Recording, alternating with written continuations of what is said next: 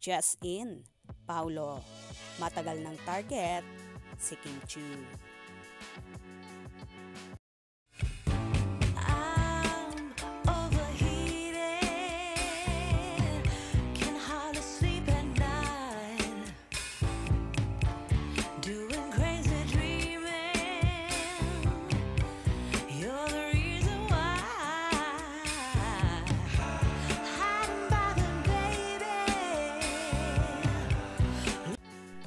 Mula nang magkatrabaho ng isang taon para sa seryeng Linlang ay naging malapit na sa isa't isa sina Paulo Avellino at Kim Chu. Para sa aktor ay masayang karanasan na makasama ang dalaga sa isang proyekto. Ngayon nga ay muling nagkatambal ang dalawa sa What's Wrong with Secretary Kim. Mapapanood na simulang March 18 ang naturang serye sa View Original Series. Hindi raw nagdalawang isip si Paulo na tanggapin ang bagong serye nang malamang si Kim ang muling makakatrabaho. Noon pa man ay pinangarap na ni Paulo na makatambal si Kim.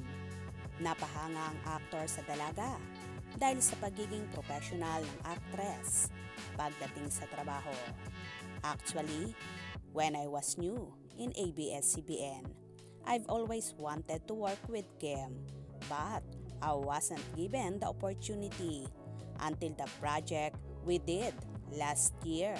And I was very happy, not just because we know that Kim's a star and she's so bubbly. We also know that she's maturing as an actress, but also after working with her, maybe one of the qualities she has. I like working with people who works fast and knows what she's doing, and is Kim ganon. Mabilis siyang kumilos, alam na niya yung script, alam niya yung gagawin, walang nagiging problema, paliwanag ni Paulo.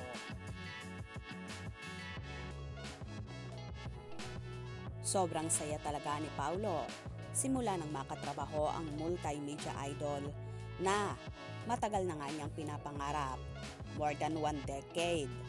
Ngayon nga ay natupad na at in fairness, dalawang magkasunod agad na serye ang ginawa nila. Tila nag-ready naman ang husto si Chinita Princess dahil alam naman niya kung gaano kagaling si Paulo at kung gaano ito ka-professional pagdating sa trabaho. Alam naman ng actress na Paulo is Paulo. Alam din ng dalaga ang kalidad ng work ng aktor na hindi pa man niya noon nakakatrabaho. Pero marami na siyang naririnig na magaganda tungkol sa aktor.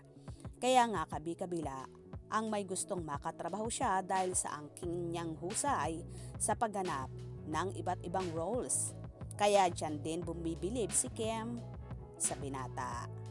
Well, tama naman pareho ang mga sinasabi nila sa isa't isa. Siguro nga pinaghandaan talaga nila ang pagsasama sa mga proyekto. Kaya naman, good job, Kim Pao. You're the best. Kaya naman tumutok at huwag na huwag pahuhuli sa mga maiinit na kaganapan. Anong inyong magiging reaksyon sa bidyong ito? Comment below.